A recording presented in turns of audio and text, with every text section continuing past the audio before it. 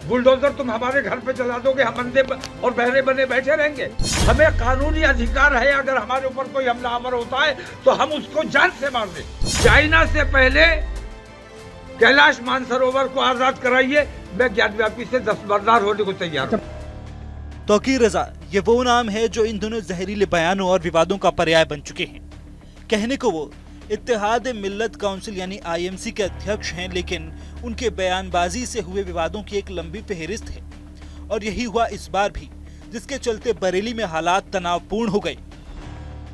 Bulldozer तुम हमारे घर पे चला दोगे, हम अंधे और बहरे बने बैठे रहेंगे? अब किसी बुलडोजर को बर्दाश्त नहीं किया जाएगा। सुप्रीम कोर्ट अगर संज्ञान नहीं ले रहा है तो हम अपनी हिफाजत खुद करेंगे। हमें कानूनी अधिकार है, अगर हमारे ऊपर कोई हमलावर होता है तो हम उसको जान से मार दें, यह हमें कानूनी अधिकार है। लेकिन एक बार जान लेते हैं कि आखिर मौलाना तौकीर रजा कौन है और उनके एक बयान के बाद क्यों बरेली प्रशासन के हाथ पांव फूल गए। तौकीर रजा सुन्नी मुसलमानों के बरेलवी संप्रदाय के धार्मिक नेता हैं और बरेलवी आंदोलन के संस्थापक अहमद रजा खान उनके दादा थे। 1904 में अहमद रजा खान ने बरेलवी आंदोलन की शुरुआत की थी। मौलाना तौकीर रजा ने 2001 में इत्तेहाद मिल्लत काउंसिल बनाया। ये एक राजनीतिक दल है। मौलाना तौकीर रजा ने साल 2001 में इत्तेहाद मिल्लत काउंसिल बनाया और 2009 में उन्होंने भारतीय राष्ट्रीय कांग्रेस पार्टी को ज्वाइन किया। वहां बात नहीं बनी तो सपा बसपा की तरफ रुख किया। वहां भी खाली हाथ रहे तो फिर से कांग्रेस का हाथ थामा। बात साल 2007 की है।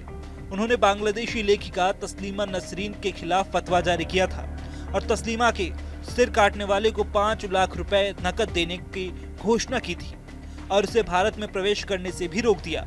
लेकिन उनसे जुड़े विवाद यहीं खत्म नहीं होते। एक बार तो उन्होंने यहाँ तक कहा था कि बाटला हाउस एनकाउंटर में मारे गए लोगों को शहीद का दर्जा दिया जाना चाहिए। बता दें कि मौलाना तौकीर रजा को यूपी पुलिस ने साल 2010 में बरेली के हिंदू मुस्लिम दंगों में शामिल होने के आरोप में गिरफ्तार किया था। 2012 में तौकीर रजा खान ने उत्तर प्रदेश विधानसभा चुनाव में समाजवादी पार्टी का समर्थन किया और मुसलमानों से मजहब के नाम पर वोट मांगा, जिसके बाद भोजीपुरा निर्वाचन क्षेत्र से विधानसभा चुनाव जीता। फिर सपा सरकार के हथकरघा निगम के उपाध्यक्ष का चार्ज दिया गया। बाद में उन्होंने सपा छोड़ दी। साल 2015 में तौकीर रजा ने अपना अलग ही all India Muslim personal law board modern का गठन किया।